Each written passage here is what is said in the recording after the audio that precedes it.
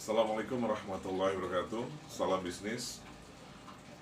Tema yang saya akan berikan kali ini yaitu mengenai pebisnis muda, jiwa muda, jiwa yang masih kuat. Kenapa saya katakan seperti itu? Jika kita memulai bisnis dari masih muda, kita masih, pandangan kita masih luas, tenaga kita masih kuat, ya. Kita bisa memilih bisnis manapun yang kita mau.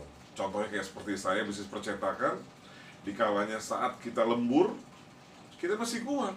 Tapi kalau kita sudah tua memulai, mohon maaf, pilihan-pilihan bisnisnya itu tidak sebanyak pilihan pada saat usia kita muda. Kenapa kita harus berbisnis? Ini menjadi banyak pertanyaan jika saya menjadi pembicara. Pak Firdaus, kenapa kita harus berbisnis? Yang pertama ialah, jika kita lihat dalam Islam, Nabi Muhammad SAW itu dia berbisnis dan menjadi contoh pebisnis-pebisnis lainnya. Bagaimana Nabi Muhammad mempunyai beberapa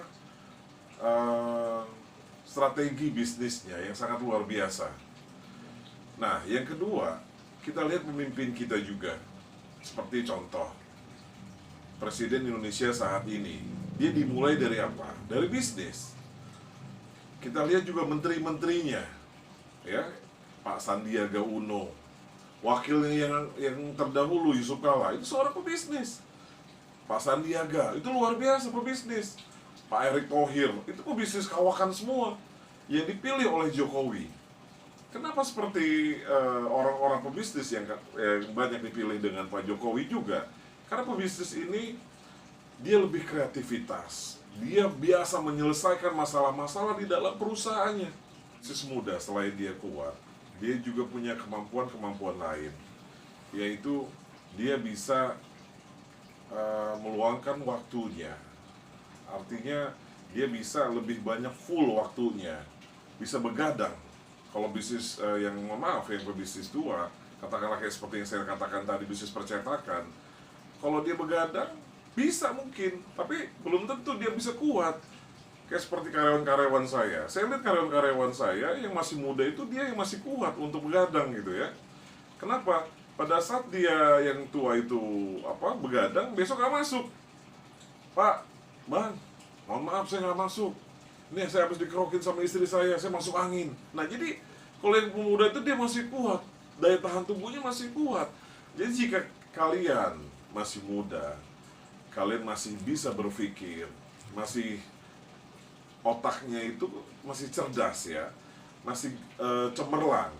Jadi terutama saat-saat zaman sekarang ini yang tidak terlepas dengan online. Kalau sahabat-sahabat saya, pebisnis-pebisnis yang, maaf, katakanlah yang usianya di atas 50-an, 60-an, mereka itu kebanyakan ada yang paham tentang gadget, tentang handphone, dengan digital promotion ya. Dia bisa bisa promosi secara online, tapi ada juga yang sama sekali itu tidak bisa. Bahkan handphonenya handphone yang jadul, yang bisa hanya terima halo sama SMS. Kalau untuk yang WhatsApp, untuk share log, untuk kirim-kirim gambar, dia sudah tidak mampu. Nah, jadi zaman sekarang ini manfaatkanlah. Ini zaman-zamannya zaman bisnis. Semua bisa kalau kalian mau, ya. Jiwa muda ya. Cuman kadang-kala jiwa muda ini, pebisnis muda ini kebanyakan bisnis ikut-ikutan. Ada teman bisnis ini ikut, bisnis ini ikut. Pada saat dia punya masalah, dia nggak bisa menghadapinya. Dia mau bertanya dengan siapapun, dia nggak punya teman sharing bisnis. Jadi akhirnya apa? Saya masih muda ini, saya masih punya kemampuan, saya punya ijazah S1. Akhirnya apa? Dia langsung banting setir, dia pindah haluan. Ya, dia langsung jadi karyawan aja nyaman. Boleh jadi karyawan. Saya tidak artinya menutup untuk kalian siapapun menjadi karyawan. Kayak seperti halnya kayak saya seorang karyawan juga. Cuman bagaimana karyawan yang berpikir juga untuk berbisnis. Ada nanti tahap-tahap berikutnya, bagaimana bisnis aman ala karyawan. Itu ada nanti tema berikutnya yang akan saya berikan. Cuman untuk saat ini saya akan bahas mengenai bagaimana kita mempunyai giroh, semangat untuk berkarya, untuk berbisnis. Kapan lagi kalau kita tidak berbisnis, terutama di zaman saat ini, ya? Zaman modern, kalian bisa mengenal namanya digital promotion, ya. Kalian dengan gaya kalian, ya. Sekarang ini kan anak-anak muda itu pada rame dengan namanya TikTok, nggak muda nggak tua saat ini. Cuman kalian manfaatkan dengan TikTok itu, kalian bisa, kalian bisa mempromosikan produk kalian, ya. Terus kalian dengan Instagram, ya, dengan Instagram itu produk-produk kalian itu kalian bisa share, kalian masukkan apa produk-produk kalian, terus kalian promosikan, ya, lewat Facebook. Banyak juga customer saya itu lewat Facebook, ya, lewat Instagram. Jadi kita menampilkan suatu produk kita, ada di bawahnya ada IG lah, bahasa zaman sekarang ini kan, ada FB lah, WhatsApp, grup-grup WhatsApp. Itu mudah sekarang. Kalian untuk menjadi pebisnis, emang banyak pertanyaan ke saya. Pak Firdaus, sering di seminar saya sering ditanya, sekarang ini mau bisnis apa? Terutama saat pandemi seperti ini. Wah, udah luar biasa pertanyaan seperti itu. Sekarang mau bisnis apa? Semua bisnis sekarang ini nggak besar, nggak kecil, semua pada tutup. Mau buka usaha apa aja, saya bingung. Apa usaha untuk sekarang ini, ya kan?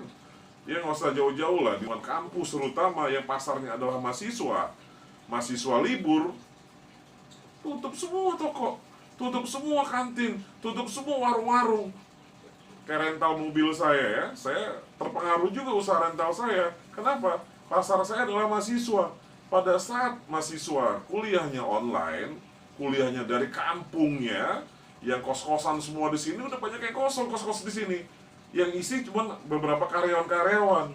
Ada yang kosan isinya 25 orang, kamar 25 kamar. Itu tinggal 3 kamar yang terisi. Jadi pada saat terutama sekarang ini, itu sangat luar biasa.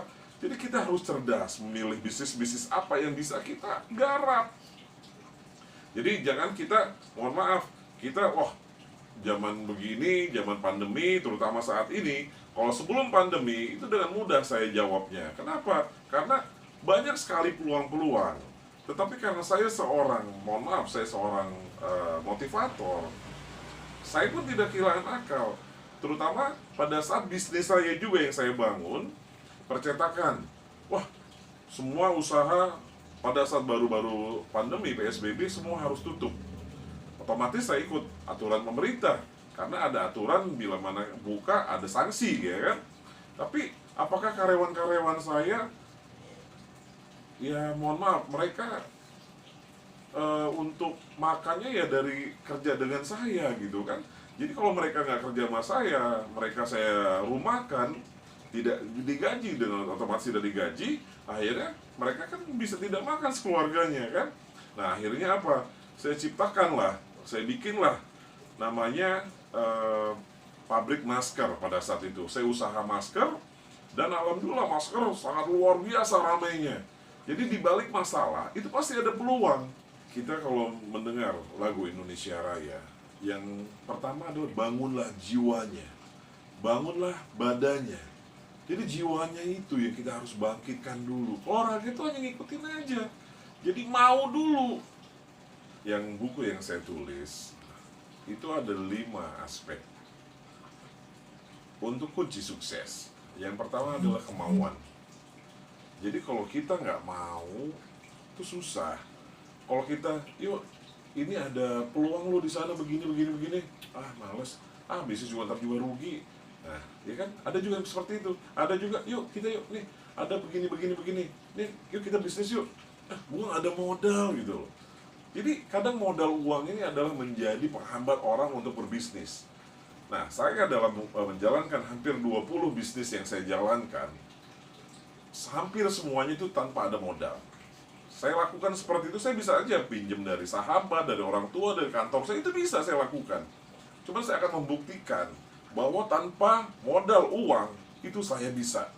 Nah, ada beberapa sahabat saya yang bekerja di perusahaan-perusahaan besar, dia pensiun muda, pensiun dini, lalu dia mendapatkan uang yang sangat besar. Dia berpikir bahwa uang itu akan mengantarkan dia untuk menjadi pebisnis yang sukses. Dan ternyata jawabannya adalah salah. Bisnis dia hancur. Kenapa? Karena dia tidak banyak kemampuan, dia tidak mau banyak belajar. Ya, karena dalam berbisnis itu tidak sembarangan. Kalau kalian bisnis hanya ikut-ikutan, ya, hanya bisnis ingin tidak mau belajar, itu susah. Karena bisnis itu nggak semudah yang kalian impikan. Ya, kemauan, kemudian kerja keras. Tidak ada namanya kerja keras, itu nggak akan berhasil. Tidak ada namanya bisnis itu instan. Tidak ada bisnis itu langsung buka, jaya, makmur. Nggak ada yang begitu. Semua itu perlu perjuangan, kerja keras. Bahkan dengan keringat, ya, dengan perjuangan. Banyak tokoh-tokoh bisnis yang terkenal seperti Bapak Hairul Tanjung. Pernah saya baca juga di YouTube-nya atau di tulisannya. Bisnis itu tidak ada yang instan, semua dengan kerja keras. Memang betul, itu dan saya lakukan, yang ternyata di lapangan seperti itu. Kecuali ya, mohon maaf, kalau kalian ya jangan sampai ya bisnis yang arahnya yang negatif, langsung kerjasama dengan magic untuk mendapatkan yang instan.